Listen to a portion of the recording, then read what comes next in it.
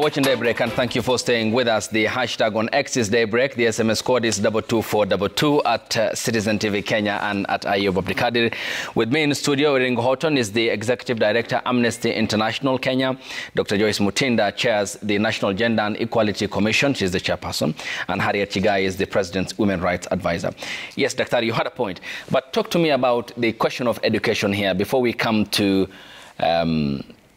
policy and elective politics, women's participation, and how they were met with violence in previous elections. The question of education, I mean, how can those barriers be bridged and addressed to that effect? And is the cause to somewhat, one of the causes, patriarchy and the tendencies held deeply by many people, which still drives many cultural norms in the country? Thank you very much, Abdikadir. Now, when it comes to education, we run from the early childhood development all the way to the university level. Now, at the various stages, there is what we have done and what we have not done. When it comes to early childhood education, which is domiciled at the moment at the county level, you realize that in some of the counties that we call the northern frontier counties, that kind of education is like dwindling. Yeah. The children are not going to school. What are they doing? They are looking after animals, whether they are girls or boys. They're looking after the animals and they are not going to school. But thereafter, when it comes to going to class 1, now call it PP1, moving on, then you realize the boy child is favored. The girl remains back. And why is the girl remaining back? Because the girl is helping with the household chores. Now, that is in quite a number of communities in this country, something that we should be stopping. Have we stopped it fully? No. I still get to Samburu and find these little girls at home acting as mothers to their brothers and sisters. So that is something that needs to be addressed by the family, at the family level. But does it not also require a degree of awareness about the importance of education and at equal level, because everyone serves a good purpose if educated? Thank you very much. Now, this is double wage. Does it require people to be told? Yes. Is there a school nearby? That is the other question we should be asking. In some of these areas, the school is so far such that the child may not walk to school easily, and therefore the parents just draw back. Now, what did the government do? Early in the 90s, the government started mobile schools, especially among the nomads. Now, those mobile schools, I dare say, they are no longer working as they were meant to work. Okay. Partly because of the insecurity, but partly because they were just abandoned. So there is need not only to come up with a policy at that level of what is going to be done to the families so that they can support education, but also the educational institutions should be readily available at the area. In the Embobut forest, for example, I went there and they told me the school is so far and I can't let my child walk all the way. So that is access that is denied. But I want to remind ourselves, education is a basic right. Not only should the child have education, but they should have free and compulsory education. It's a right. So we are not going to tell the government you cannot provide. No, it is the duty of government, it is the duty of the family, it is the duty of everyone to provide, because that child belongs to somebody. Now, when it comes to primary school, particularly upper primary school and secondary school, you find now the numbers change. You find more boys than girls, especially at the upper level. Now, the reason being early marriage, childhood pregnancies, and the untalked FGM, because some people even don't want to talk about it. Because immediately it is performed, you have become a grown-up in some of these communities, therefore you are married off. I had once sat with one of the regional commissioners, Natembeya, and he explained to me how a child in Kajiado will undergo FGM, and then will be married off in Samburu because he was so strict. So they thought he would come and arrest them. And that is what they were doing.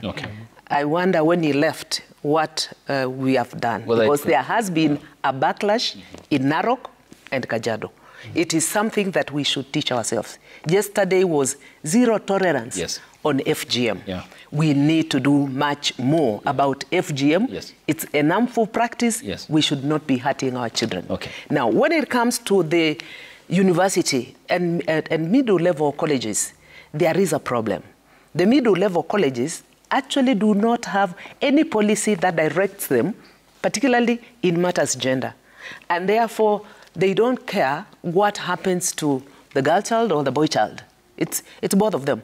The boys who would disappear, particularly in Kiambu, they would disappear and go to harvest coffee. Or they will go to the tea plantations in Kericho.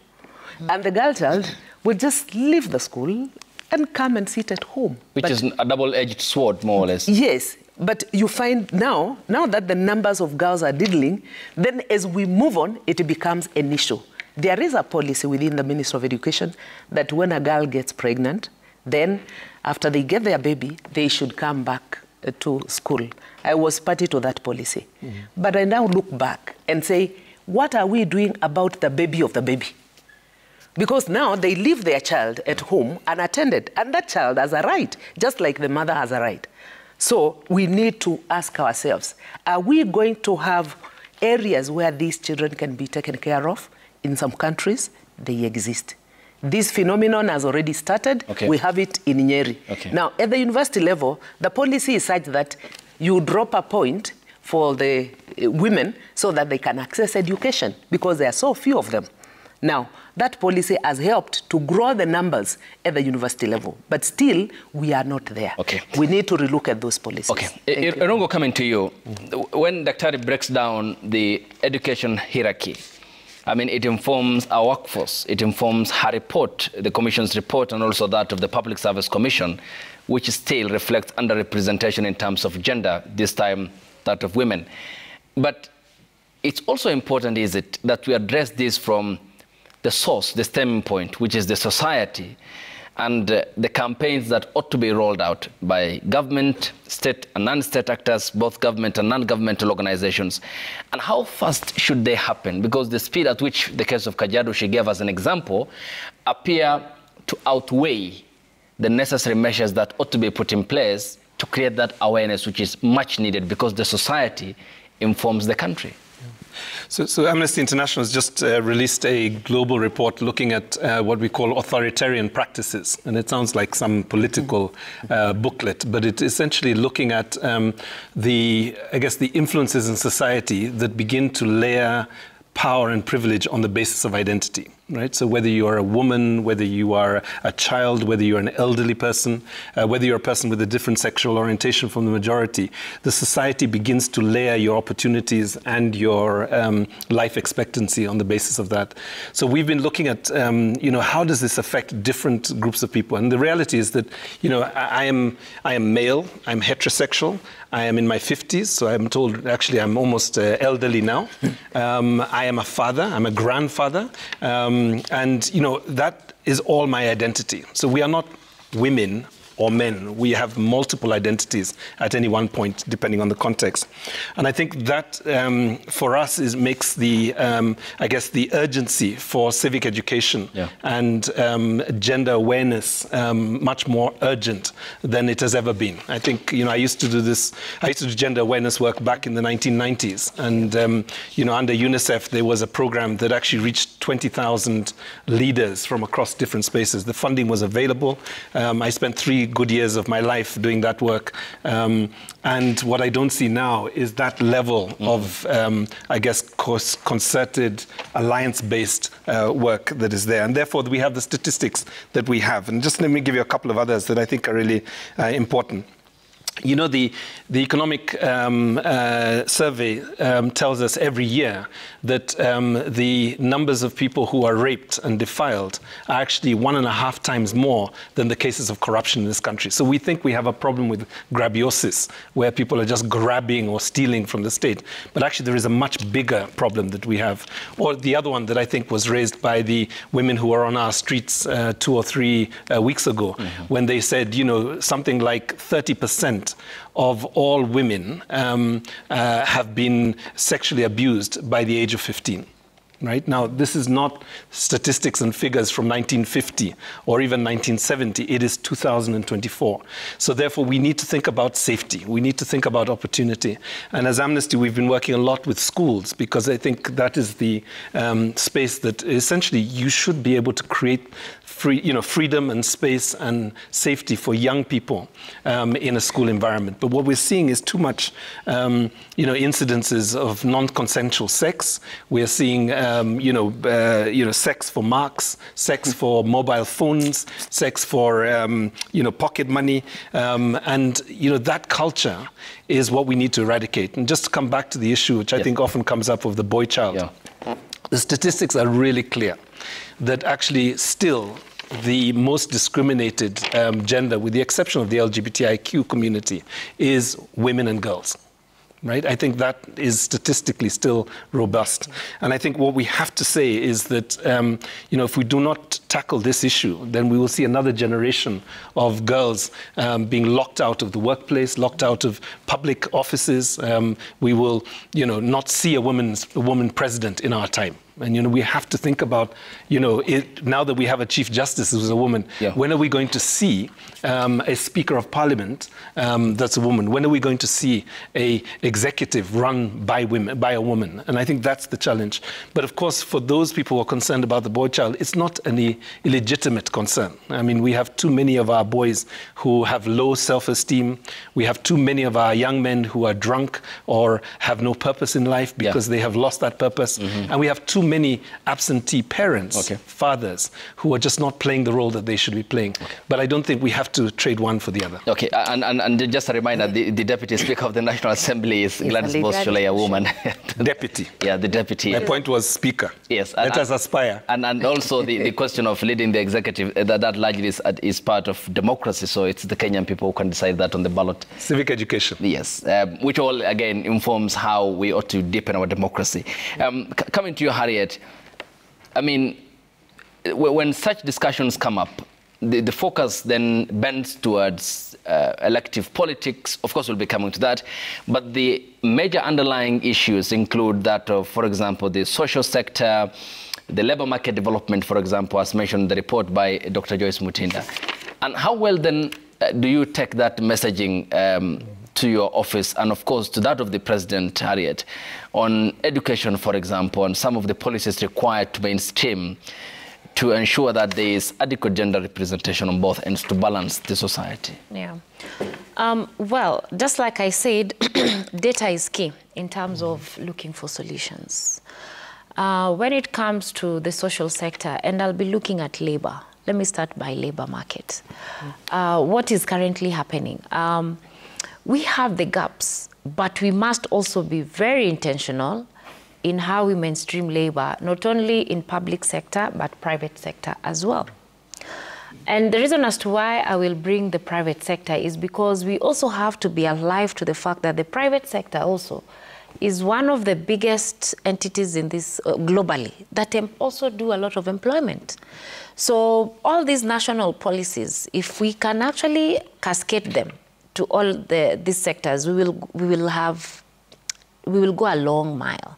World Economic Forum gave out a report, and it said if we continue with how we are doing our how we are operating now on matters gender mainstreaming, it will take more than 100 years for us to achieve or to bridge the gender gap. Me and all of us here will not be alive. So the question then is, how do we accelerate? How do we push so that everybody can move in the same direction? And that's why we are here, Abdulkadir, to have these conversations and to look for the best solution. And for me, I'm saying it's not about government alone. Let us now cascade this to the private sector. And we have institutions which are doing very well. EABL is doing excellent. I learned the other day that EABL has a menopause policy. And I joked and I asked them, and I hope they're watching, where is the policy for men who turn 40 on middle life crisis? Because we all get there, you know. And it was a very interesting conversation because you have to take care of everybody at the workplace. And when you look at the labor market also, we also have salient policies in institutions where certain age groups or age sets of women are not taken on board or are not promoted. Okay. These are silent policies, especially in the private sector. Why? It's the age of childbearing. It's the age where children get sick all the time. The work hours, you find there's the issue of care. So all these institutions also need to calculate and put what? The care policies in place. We need to make the work environment conducive for all persons living with disability. Women, COVID taught us we can have flexi hours. You don't have to clock in 8 to 5 physically. You can log in online. What matters is the results.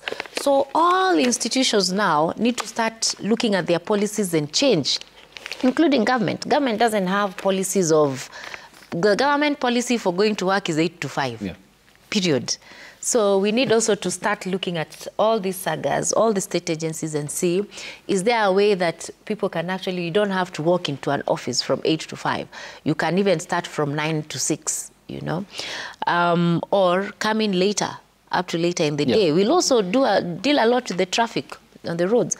So these are things that we need to have these conversations and give proper direction in terms of policy push. It's all about policy. When it comes to matters return to school and school, you'll realize that Ministry of Education has a return to school policy on young girls who actually give birth. And you realize, I think for the longest time, in the last 3 years, we've had a high rate of transition. So we need to ensure that girls transition from primary education to high school. That is also another problem. So how many of our girls are we transitioning to high school? And how many of our girls are we transitioning to universities or TVETs right now? That is also very important. And you'll realize, I'll use the current data that we have. The last results, girls did poorly. You know, the question is why? You have a county like Turkana, most of the girls were pregnant. So the question is why? Go to Kajiado. After FGM, girls are ready for marriage. You know, there is no need for them to go back to school, you know, because now their mind has been set that you're ready to get married, you're ready to indulge in sexual activities, and most of them are children. Below the age of 15, these are still 18, these are children. They need to be taken care of. So you find the school dropouts for girls is actually higher than for boys. Look at issues of sanitary towels. Simple things like sanitary towels is actually locking a huge number of girls from attaining their goals in life. And you've seen what the Ministry of Gender is doing.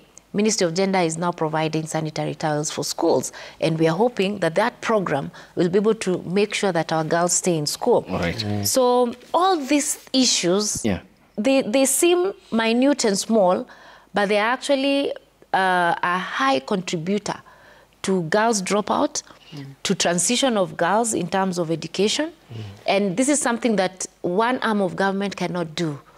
We need a multifaceted approach for us to be able to solve some of these societal issues. Dr. Mutinda, this is from an educationist who is watching the program, and he says there are no universities in 17 ASAL counties, including Marsabit, Isiolo, Samburu, Mandera, Wajir, Tana River, and Kajiado, West Pokot, Baringo, etc. Boarding schools or mobile schools are not functional. Then how do you improve access if we are to use education as a bridge in terms of gender mainstreaming, while teachers are not there to enhance quality teachings, for example? Thank you very much. I'm glad that they are watching. And I want to refer ourselves to the Higher Education Act 2012. This act said that we were going to have 47 universities. That was more or less a political pronouncement, as much as it is in our legislation. Because world over, UNESCO has got some standards of how many people for one university. And that is, I think, if they have not changed, it is 1 million, you have one university. So that you have no universities all over the place. Now, that being the case, we have a university, a public university in Garissa. A fully pledged university. Now, what has happened? The enrollment is not as high as it was expected to be. So there has to be catchment for a university to come to bear. But that being the case, I will not speak on behalf of Honorable Machogu in terms of why the mobile schools are not functioning. But what I would say is, because we now have our counties, we have a devolved government. Surely we have no reason why we can't use CDF and come up with schools in every constituency. And even better still, our MCAs, we can start these schools. We used to call them Arambe schools. And government comes in and gives you teachers. We have enough teachers. The current government, the other day, employed over 50,000 teachers. And I don't think we have a reason not to put up a structure to be a school at the moment. Now, when it comes to the universities, once more, I'll still urge our Kenyans to know that the 64 universities that we have are far too many for the kind of population that we have, both public and private. Now, when these ones were established, it's not because there was a bias. It's because the people in that area were many to warrant having such an infrastructure. But as I said, that is for the Minister of Education to deal with. The information I have is when I served in the Minister of Education, because I did serve both at the Minister of Education and at the same time at the Commission for University Education. So that is why I know where all these universities are. But are we having our girl child, let me just call it girl child, going to school, especially at the university level? That should concern all of us, because the scholarships we are having are not enough. And this is where we cannot just rely on government. What about the let me call them well-wishers? Does it mean we have to wait for a white person to come and give some sponsorship? We as Kenyans, I would call upon each one of us, including myself, let us sponsor our children to these universities. The public universities are very cheap. It is not like the private universities. With 100,000, the year is over. Both food, accommodation, and the fees. So I don't see why we are not coming up and trying to help our students to go and get this very much needed education. Because nobody is going to employ somebody because they are basically female. No, we can't swell the numbers that way. This person must be qualified, must have the proper skill sets for them to be employed. Okay.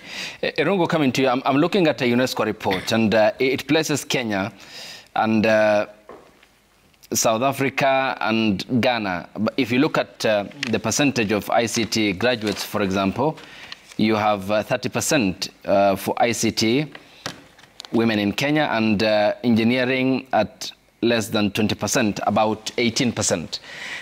For the case of ICT, 30%, that's quite an achievement. But, I mean, is there the available opportunity for them to create the space within the digital spaces for employment? I mean, Harriet mentioned the fact that there needs to be the mindset to move away from dependence on white-collar jobs and the expectation, therefore, to create employment amongst themselves. And how then can they leverage on the ICT infrastructure? And is there the policy framework that can assist them to create jobs for themselves? No, I think this is one of the most exciting conversations, right? Which is, it's not just about access, it's not even just about retention. It's also about the quality of education and the tipping out of these skills and these competencies into the economy. And I think, you know, one of the opportunities has really been that this national administration has taken very seriously the issue of service digitization. They've taken very seriously the idea of outsourcing or attracting companies to come to Kenya and essentially recruit Kenyans to be able to work remotely on big multinational company projects. And I think that needs to be encouraged and strengthened. From an Amnesty perspective, we've been looking at, for example, what is the quality of the digital space? Is it a safe space? Is it reaffirming? Does it respect basic human rights of women, for example, if you come back to that topic?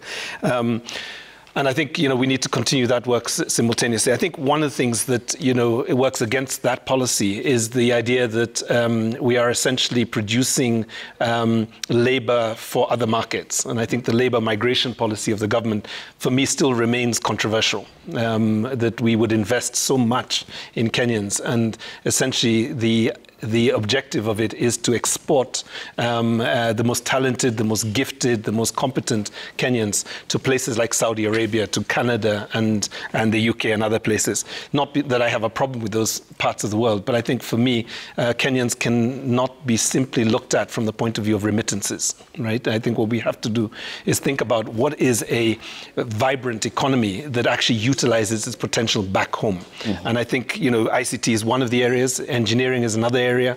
Perhaps we should look again at the incentives that we give to construction companies to come to Kenya to build, and see, whether there are some essentially mandatory requirements that make sure that they are recruiting Kenyan architects, they are recruiting Kenyan construction quantity surveyors, and so on. And I think that, for me, would be an interesting, additional lever to the Kenya Kwanza government in terms of actually uplifting Kenyans at a time when everybody's feeling the economy is getting squeezed, we're getting overtaxed, and we just don't have opportunities except to leave the country. Mm-hmm. Yes, Harriet. Yeah. First, I'm impressed that we're actually having these conversations. And just like I said, it's important that these conversations keep coming, because only then do we enlighten ourselves and we get to learn more. Mm-hmm. On digital economy, let me just point out that the government has put measures to invest heavily on digital superhighway. What does that mean?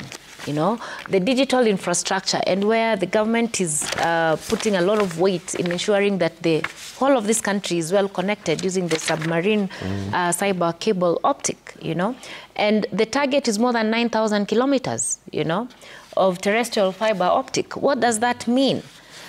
Abdikal dear, it's children in Nairobi who know what some of these smartphones do. Yeah. It's children in Nairobi who know what an iPad is. It's children in Nairobi who have seen a computer. Some have seen a TV. What the government is doing is to ensure that there is quality education up to the rural area. All these digital spaces that the government is producing. And I was in Kakamega the other day when the president was visiting. And you can see the excitement in these children who have never seen a computer. So what does that mean? Let us expand knowledge, On issues of exporting labor, fine. We have had problems in exporting labor. But let's look at it differently.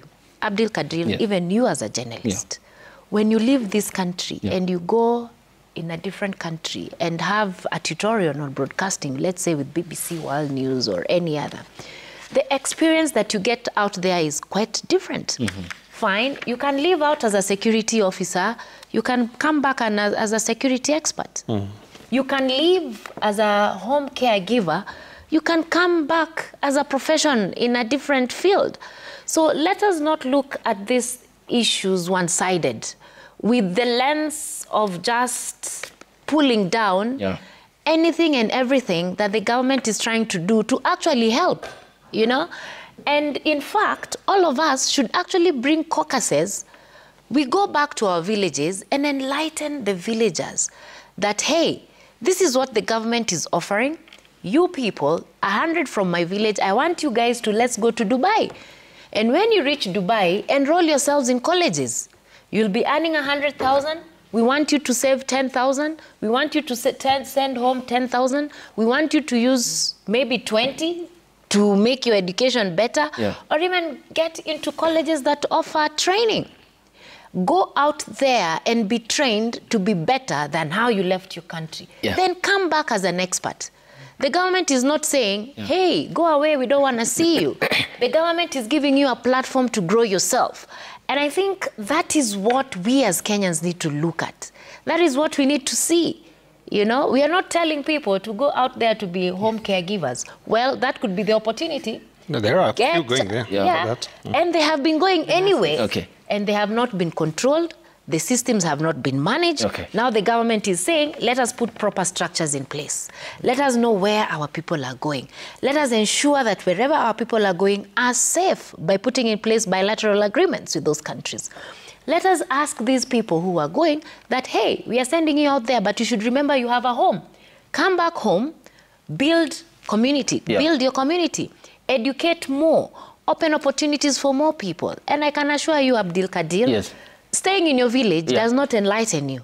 Of course it Go does. to a big city and get to learn more. Travel. All right. And get to be more exposed. Yeah, the challenge with that, Harriet, is the concerns that many Kenyans have is, for example, if we are to export medical professionals, say, for example, we already have a below threshold doctor-patient ratio, for example. When we talk about, for example, the case of the Haiti police deployment, our police-to-civilian ratio is below the threshold. And when you talk about generally the workforce in the country, the major complaint is the aspect of welfare.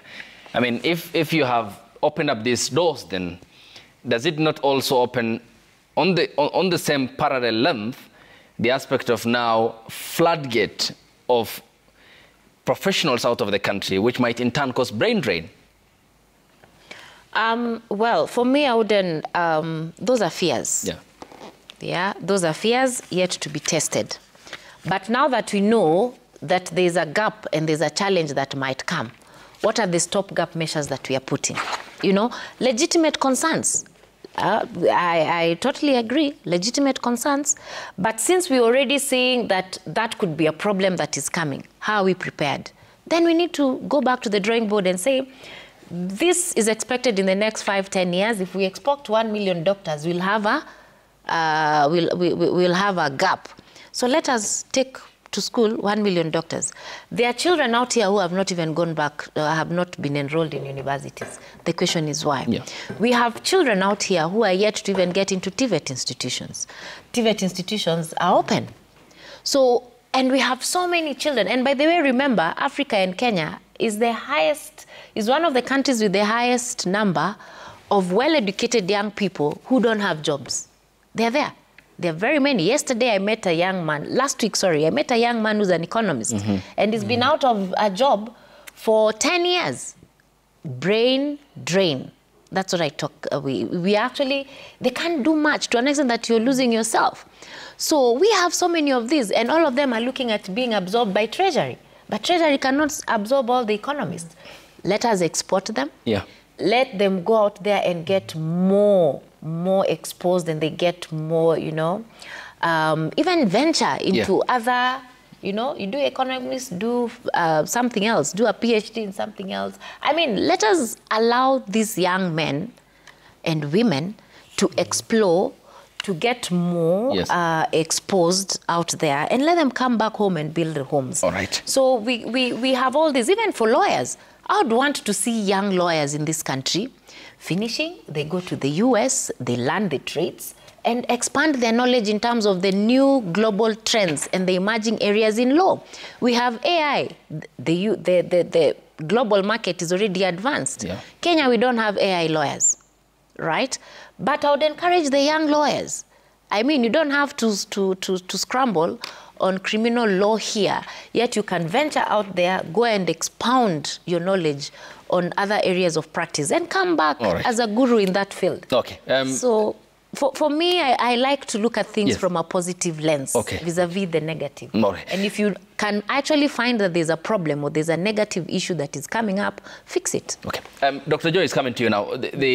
Of course, the political question here, talking about the last general election, was one of the major successes in Kenya's general elections, and for many women aspirants, 7 governors. And this, from gender perspective, shows a 16% increase from the elections that we had of women elected across the country and the national government and the counties.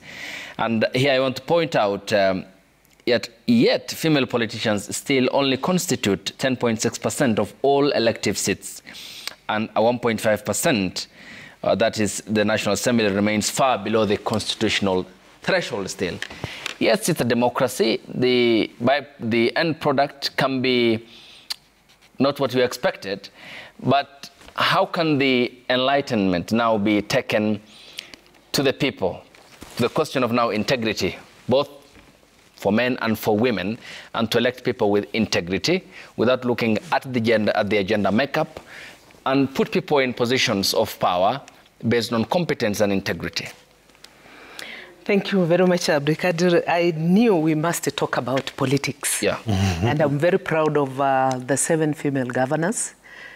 Coming up from 2013, we were at 0. Yeah. 2017, we went to 3. And then we jumped to all the way to 7. That is quite remarkable. For me, it's 100%. Although still, we are not there yet. Why are we not getting there? And this is a democracy. 1, patriarchy. There are some places, just because you're a woman, we can't give you any vote just because you're a woman. The other thing that was holding the women down, and which we tried to beat in 2022, has been gender-based violence. I must say, my commission went out in 44 of the 47 counties, and in all the East African countries, and we manned that position to ensure that during the electioneering period, even the polling day and post-polling, then women were not intimidated.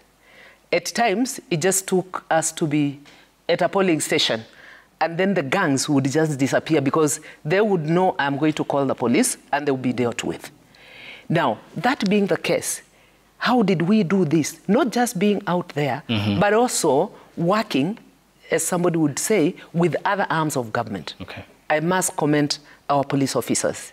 I must commend my colleagues in NCIC, because we mapped out the areas where we are likely to get this violence. And there is a whole document by NCIC on the hotbeds of violence. And then we shared that with the police. So they were aware that there were areas that are likely to flare up. Okay. So they were there before we talked about any violence. So that one helped us. Now, why is it, even with all these measures, we are not getting there? It's because, 1, legislation. What kind of legislation do we have?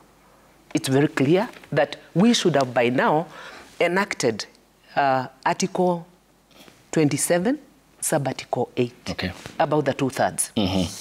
This has been to 11th Parliament, to 12th Parliament. Now it is going to the 13th Parliament. Nothing has been done. Actually, the current government did promise us, within 1 year, there is going to be this legislation out there. Now, it is started, and it is started very well. And the Ministry of Gender, Culture and the Arts, they put up a task force. But what has happened? It has been infiltrated by some, I would say, not so much well-wishers. To an extent, as we talk, if I talked to Aret, she would tell me she doesn't know what is happening now at the moment. And she's the advisor to the president. And we want this, and there is goodwill. And we are all pushing very hard.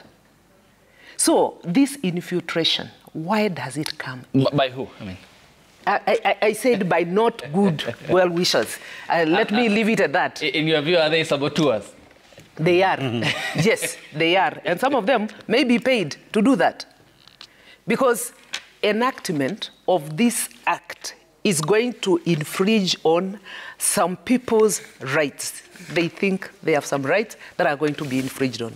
And let me declare, it's not going to touch on anybody's right. If anything, it's only going to bestow the rights of those who have been marginalized. Now, other than that, there is Article 100.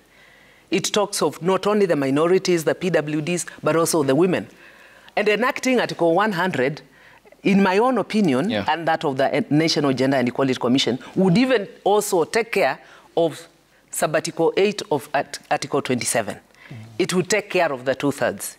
Now, we have sat down with our members of parliament, honorable members of parliament, the senators, and told them, you know, it is very important for you to think of the Constitution as ready for amendment. And you need to amend this constitution after you legislate Article 100 and Article 27, Sub-Article 8. And why are we going to deal with that?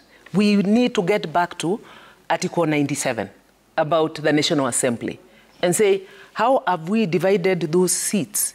Because it's like dividing. And when you dish out, and then the mathematics does not add up, the 2/3 is not taken care of in that article. Article 98 about Senate, it's not taken care of.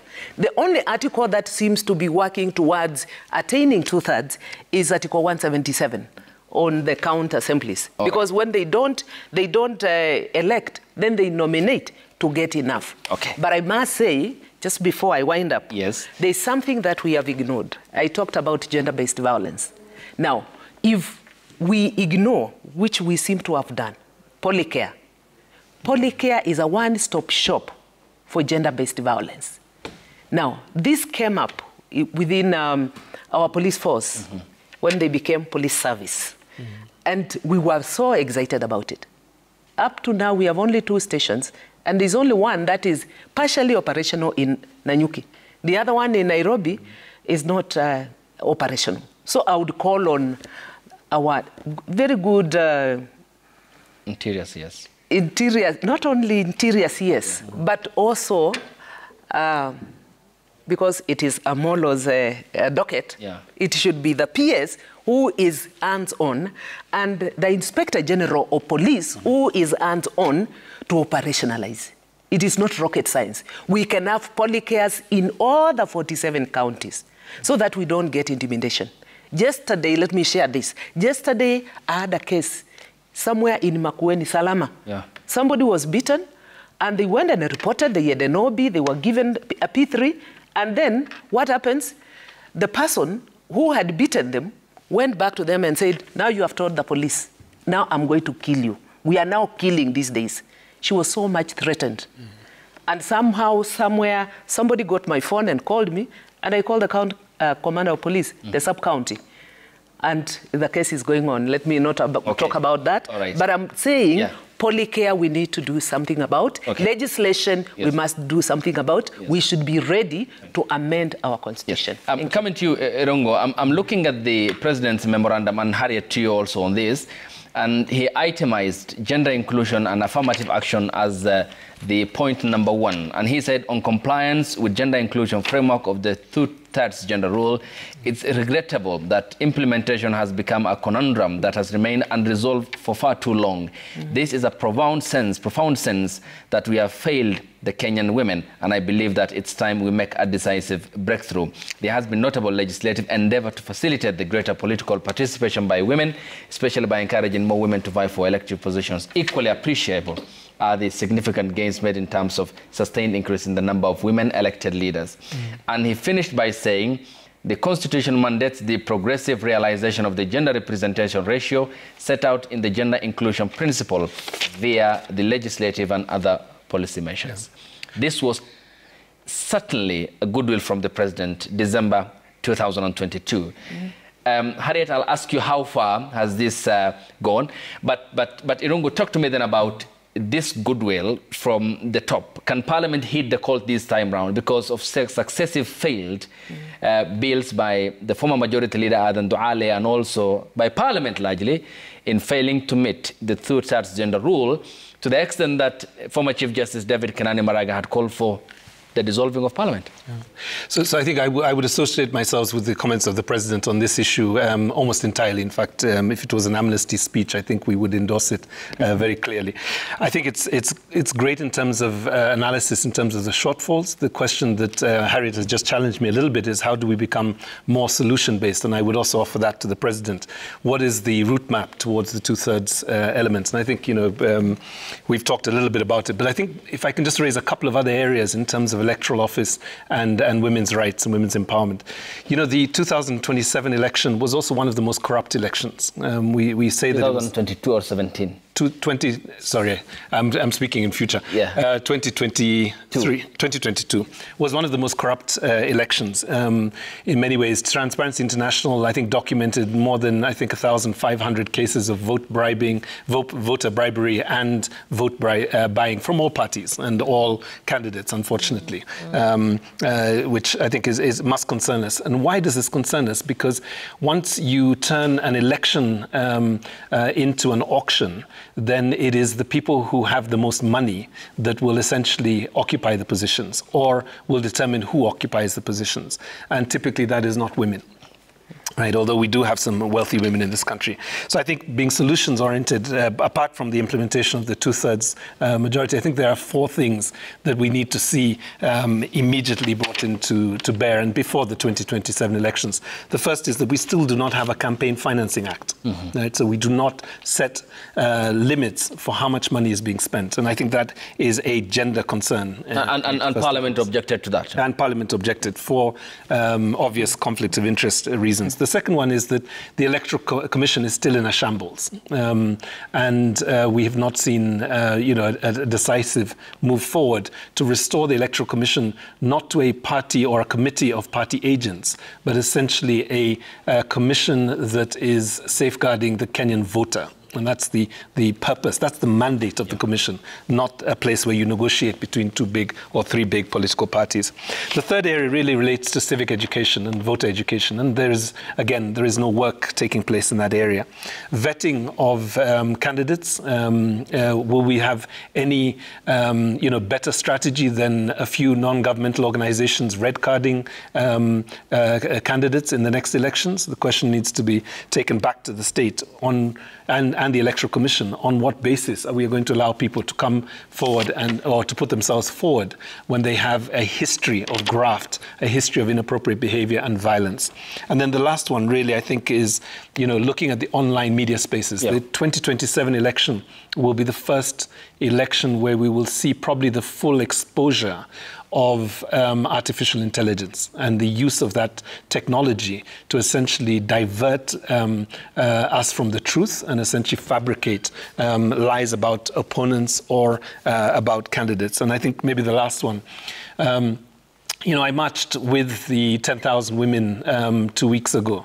And one of the things that I picked from that conversation is that there is a growing impatience with state offices. There's a growing lack of trust in the offices that have been appointed to promote gender equality. And I think that gap must worry people either sitting in State House or with the commissions or even in our ministries, because I think on the ground, people are beginning to feel that these offices are not seeing the urgency of the action, or perhaps, in fairness to the offices, perhaps they are not expressing themselves as clearly as people on the ground would like them to do. Right. So I think the other issue is we now have, we have women's representatives. What is the collective agenda of women leaders to make sure that they are ahead of the ordinary women and girls that are just feeling that there's no sense of hope, there's no sense of a future. So I think that's the other challenge that I think we all have in terms of taking this forward. Okay.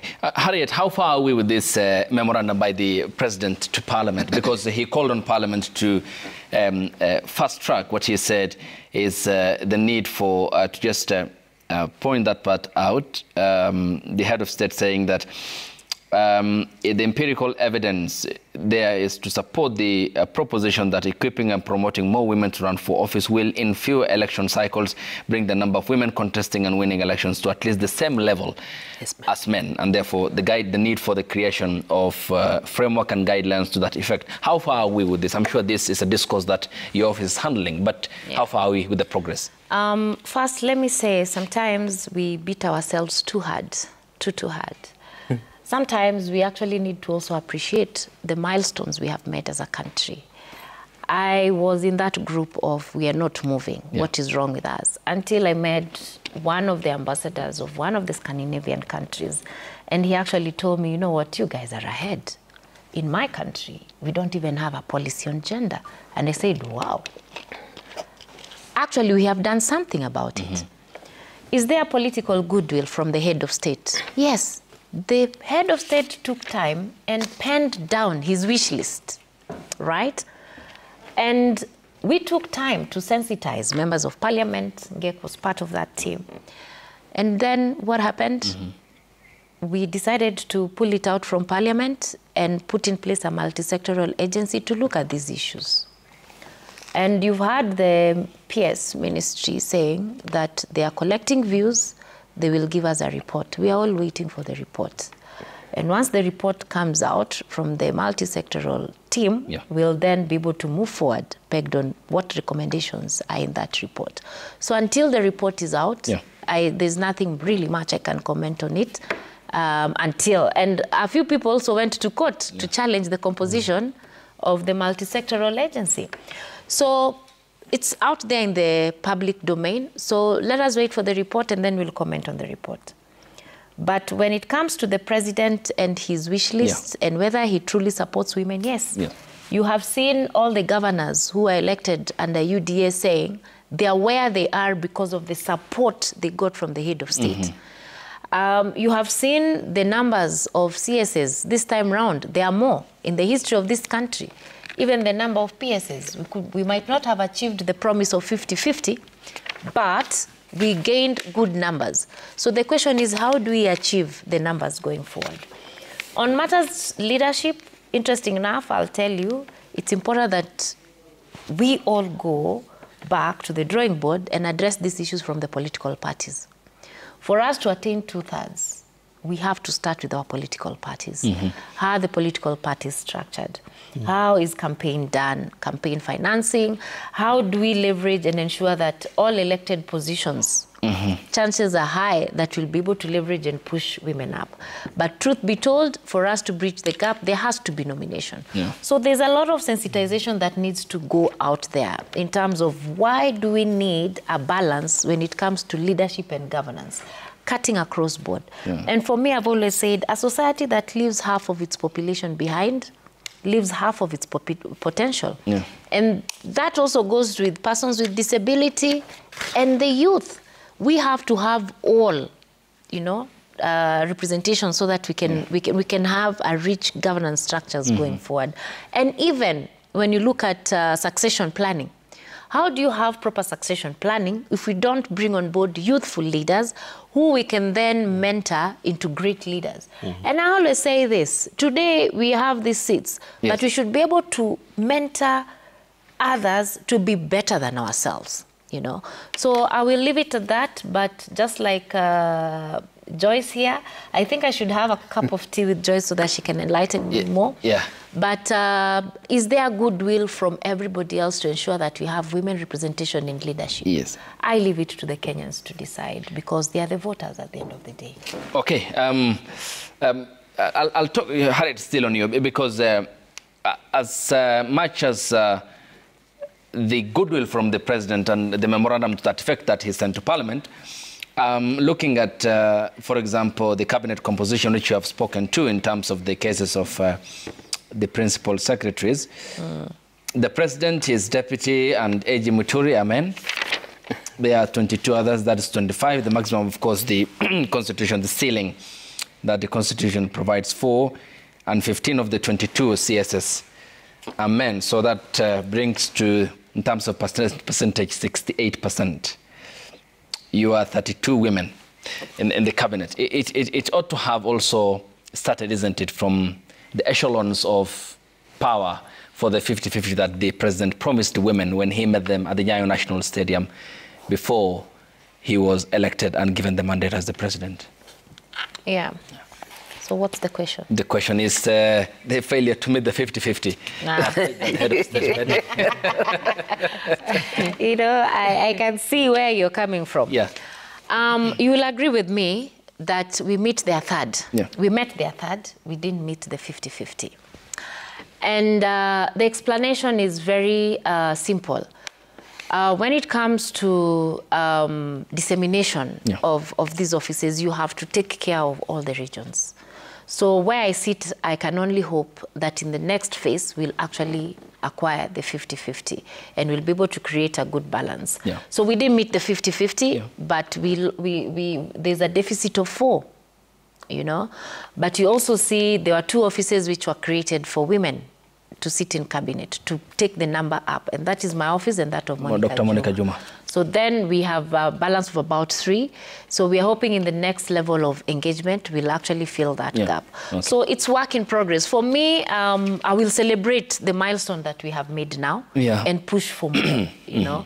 And I think that is the structure or strategy that we need to embrace going forward. Dr. Mutinda, yes, please, you have a point? Before we sample the feedback, yes, please, go ahead. Yes, I have a point. We forgot some of our groups. And these are the PWDs, persons with disability. And the youth. And let me just tackle the persons with disability. There is a provision that when we are employing, we should be at 5%. But the same provision talks about progressive. And personally, I'm not happy with progressive. Because now we are at 1 point, I think we are at 1.6% in employment. And then we say we are still moving. We have been there, we are moving, when shall we arrive at 5%? So when we talk of progressive, it has to have the time we close progressing and say actually these people should be 5% because we know during the census 2019, we know the numbers of PWDs. And we know some of those who are very educated and lacking in employment. This is something that I thought we need to do that. But unfortunately also, when it comes to women, even PWD women, you find where there are 2 men, PWD, you'll only find 1 woman. And they say is a third. Should the third or 2/3 always be against the women so that the 1/3 is women? Can it be 2/3 women, 1/3 men? That can be there. Even in some governments, in Rwanda, this has happened. In Namibia, this is happening. It's not just in Europe where it happens. So I don't think we have an excuse that makes us not move on and get to 50-50. When you look at the ambassadors and the deputies, I was very encouraged. That one was almost coming to 40%. And I think I wish to laud my appointing authority because that is very commendable. Now, we have so many women in this country, and I dare say, and I can challenge anybody, who can be in the cabinet. They are learned, they have experience, they have everything. Now, surely we can't say in this time and age, we cannot get 50%. We can get 50%. Yes. And I like the way when we were told to go to Arabia, the nurses, 500 of them have now left. In fact, they were flagged off. But I'm wondering why men were applying to a job that was said to be for women only. I'm just wondering what has gone wrong with our men. When it is for women, let's leave it for them to catch up. When it will be for men, we'll leave it for them to catch up. Thank you. Just allow me to weigh in also and just say this. If you look at the appointments and the succession planning, even in parastatals, we are not yet preparing women to come up. You know, I have gone into several board meetings and all directors are men. Where are the women? Starting with Cusco. All the directors. So, and that is why I'm saying the goodwill is there from the top office. But is everybody else cascading this goodwill? Is it so hard to say that let us be intentional about this? In all the vacancy positions that are coming up, you look at the entity and say, fine, at the director level, it is all men. Now, any new position that comes in has to be a woman until we do what? We manage to acquire the numbers. Actually, nowadays, a colleague of mine was saying it's actually embarrassing to walk into a meeting and I'm just talking to men. So we are now getting alive to the fact that it is important we have everybody. It would also be very wrong for me to walk into any meeting and everybody is a woman. And there are no youth because there's no succession planning. So what that means is that we are missing something. We are missing something. And when you look at the society and how we have been placed, for a long time the society has been very patriarchal. And that is why even as we speak to the youth and issues of femicide, yes, you realize there's a lot of hate relationship out there. Because the young men are believing that the young women are coming to take up their space. And the one question I've been asking all these young women and men, and especially men, is, would you allow anyone to cross paths with your mother? And you should see the show. Like, hell no, yeah. But your mother was a young girl once upon a time. So are your sisters. So would you want your mother to have gotten better opportunities? For me, like I used to look at my grandmother. She had not gone to school, but she was very brilliant. Having not gone to school, I could only imagine if she had an opportunity to go to school with the kind of mind she had, she would be an excellent woman. But that is the same thing we are saying here. Let's not look at it from a thin lens in terms of ubinafsi. It's about me. But let us spread the wings of being accommodative and tell ourselves it's important to have everybody on any discussion or decision-making table because you have to have an end-to-end, a 360-degree approach to any solutions that are coming on board. Okay, and my producer back, Winnie, on my earpiece has agreed with what Dr. Mutinda and Harriet have said, and she nodded in agreement with women who are qualified, competent, have the integrity, and can run, of course, the affairs of government. And Kenya has a pool of professionals who, who can run its affairs, only that we fall short when it comes to appointments. And we'll sample the feedback. The final word, Irogo. So a couple of points. One is, about 4 years ago, I was coming out of Senegal, and I was with two women specialists in organizational development, and I went through the immigration and looked back, and the two women got held up. And so I went back to figure out what was happening. Part of our training in Amnesty is to not leave people behind. But what I found was a very animated conversation with an immigration officer, and the immigration officer was insisting on a letter from the husbands of the two women in order for them to leave the country. And I was struck by how far Senegal was comparatively to Kenya. Right? And I'm sure it still happens in the Kenyan context, but it is a rare phenomenon. But in Senegal, if a married woman is leaving the country, even if she's not a national, a letter from the husband to affirm that she's allowed to travel is required to be produced at immigration.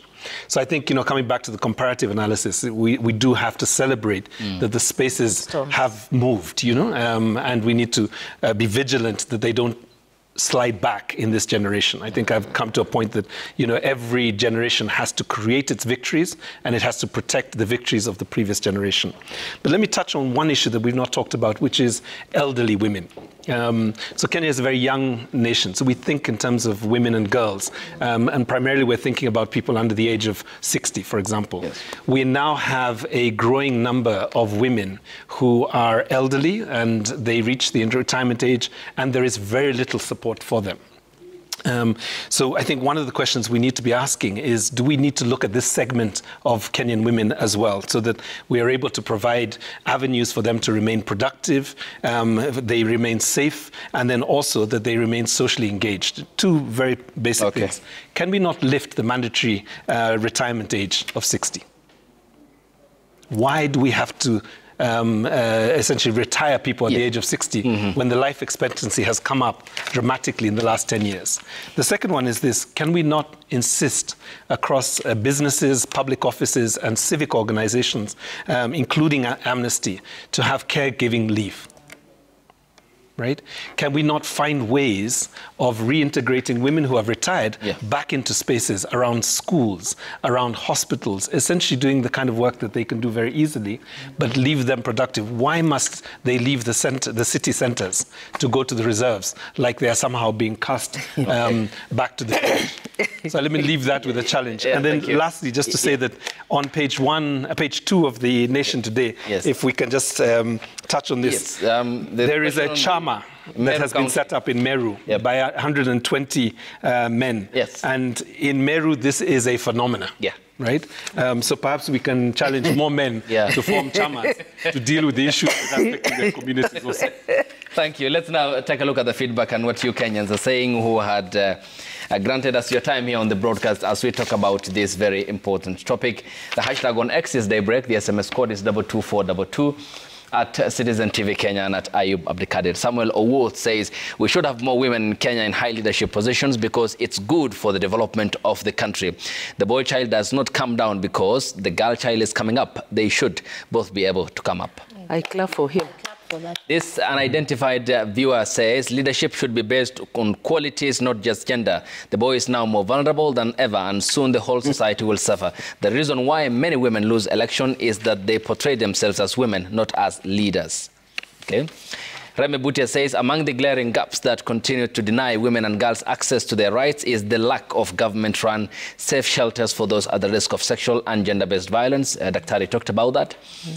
Next is from Esawe. He says women's pivotal role in decision-making cannot be overstated. Despite strides, girls still face barriers. It's time for women to assert their space in society without being perceived as weak. Let's ensure equality for all genders in this generation.